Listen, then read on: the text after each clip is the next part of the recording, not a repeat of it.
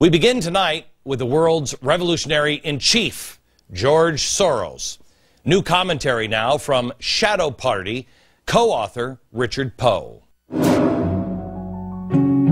Soros has been involved for years in covert regime change operations.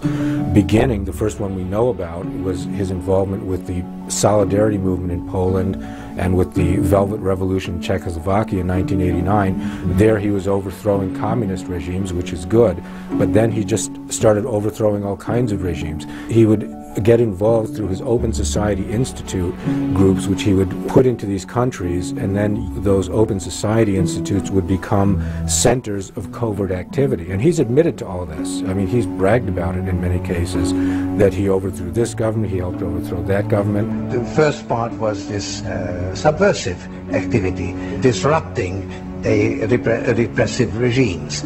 That was a lot of fun. He says what he does is he stirs up, the phrase he uses is he mobilizes civil society. And the way he does it, he waits for an election, and then he has all these activists. In Yugoslavia, he had 70,000 activists take to the streets from this group Otpor.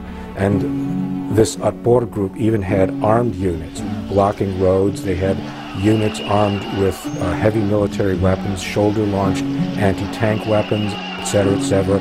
I think they set fire to a government building. I mean, it was quite violent.